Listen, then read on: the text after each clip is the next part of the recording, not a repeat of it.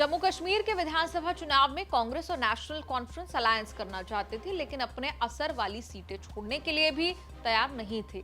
एक एक सीट की किचकिच होती रही। आखिर तक पूरी 90 सीटों पर सहमति नहीं बनी।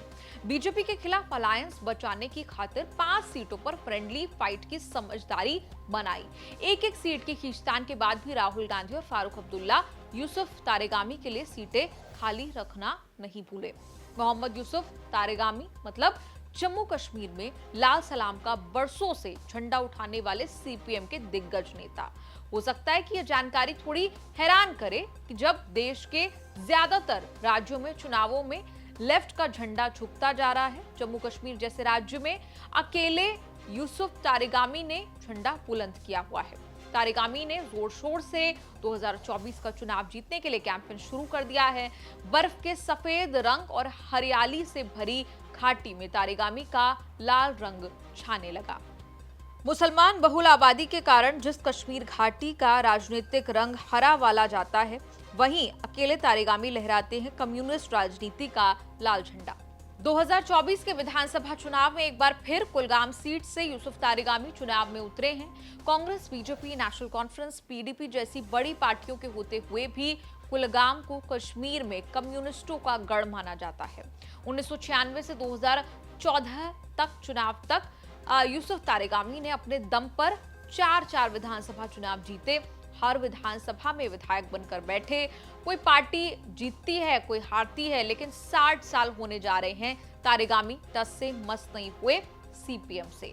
कुलगाम में तारेगामी को कांग्रेस और नेशनल कॉन्फ्रेंस का तो समर्थन मिला है। पीडीपी, पीपल्स कॉन्फ्रेंस, अपनी पार्टी, पैंथर्स पार्टी भीम, प्रतिबंधित जमाते इस्लामी समर्थित निर्दलीय प्रत्याशी समेत 5 निर्दलीय उम्मीदवार तारेगामी का किला ढहाने में जुटे हैं। किसी जमाने में तारेगामी के साथ डिप्टी रहे मोहम्मद अमीर डार, मोहम्मद अकीब डार अब की बार उनके खिलाफ चुनाव में उतरे हैं। थोड़ा बहुत इसके कारण कुलगाम के चुनाव में तारेगामी के लिए चैलेंज जो है वो माना जा रहा है। कुलगाम सीट जो है वो अनंतनाग राजौरी लोकसभा सीट के तहत आती है। 2024 के लोकसभा चुनाव में कुलगाम विधानसभा सीट पर नेशनल कॉन्फ्रेंस ने तारेगामी और कांग्रेस के समर्थन से बड़ी लीड ली थी। यूसुफ तारेगामी या सीपीएम ने लोकसभा चुनाव नहीं लड़ा।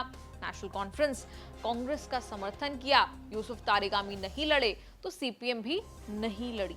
सीपीएम लगातार 5वीं बार जम्मू कश्मीर के लोकसभा चुनाव से दूर रही। 1999 में आखिरी बार तारेगामी अनंतनाग सीट से लोकसभा चुनाव लड़े थे, लेकिन सिर्फ 15,000 वोट हासिल कर सके। विधानसभा चुनाव का ट्रैक रिकॉर्ड इतना हिट रहा कि नेशनल कॉन्फ्रेंस कांग्रेस ने 5वीं बार तारेगामी की जीत के लिए प्लॉट बनाया है, इस भरोसे के साथ कि कुलगाम तो तारेगामी निकाल ही लेंगे। जम्मू कश्मीर में कम्युनिस्ट राजनीति करते हुए यूसुफ तारेगामी को करीब 60, चुनावी राजनीति करते हुए 40 साल होने जा रहे हैं। पहला चुनाव 1987 में नेशनल कॉन्फ्रेंस के खिलाफ लड़े थे, सिर्फ 10% मिले, लेकिन 1996 में करीब 70 वोट हासिल करके विधायक बने। तब से यूसुफ तारेगामी ने सीपीएम का लाल झंडा कश्मीर की वादियों में अकेले बुलंद किया हुआ है। जम्मू कश्मीर में जब फारूक अब्दुल्ला और महबूबा मुफ्ती ने मिलकर गुपकार अलायंस बनाया था, तब यूसुफ तारेगामी भी शामिल हुए। गुपकार अलायंस में प्रवक्ता का रोल रहा तारेगामी का। मोहम्मद यूसुफ नाम है, तारेगामी गांव का नाम है, इसीलिए पूरा नाम हुआ मोहम्मद यूसुफ तारेगामी। चुनाव लड़ने से पहले करीब 20 साल जम्मू कश्मीर में लेफ्ट का प्रचार किया। 18 साल की उम्र में शुरू हुआ लेफ्ट का सफर 75 साल में भी नॉन स्टॉप चल रहा है। कभी छात्र आंदोलन, कभी किसान आंदोलन, कभी इंदिरा गांधी, शेख अब्दुल्ला करार के खिलाफ आवाज उठाने पर जेल आते जाते रहे। जब उनकी पत्नी का निधन हुआ तब भी वो जेल में ही थे। कश्मीर घाटी में राजनीतिक दमन का पुराना सिस्टम रहा है। तारेगामी भी इसके शिकार रहे। 1967 में जेल गए, 1975 में फिर से जेल गए। 1979 में Jammu Kashmir public safety act 1978 के तहत दर्ज होने वाले पहले व्यक्ति बने। 2019 में वो तब भी 35 दिन नजरबंद हुए जब कश्मीर से 370 हटाया गया। एम्स में इलाज के लिए भी उन्हें सुप्रीम कोर्ट से इजाजत मांगनी पड़ी। आतंकवाद, पाकिस्तान, कश्मीर के चुनावों का राजनीतिक एजेंडा देश के बाकी हिस्सों से अलग होता है। तारेगामी इसमें जोड़ देते हैं गरीब, मजदूर, किसानों के हितों की बात।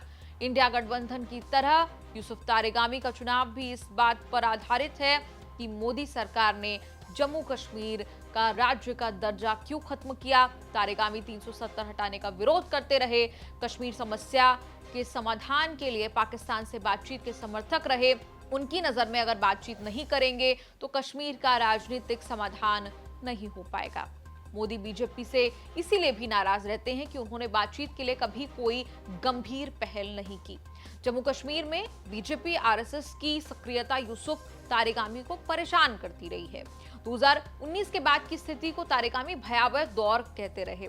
उनकी भविष्यवाणी है कि बीजेपी कश्मीर में सफल हो गई तो देश के और जगहों पर ऐसा कुछ हो सकता है।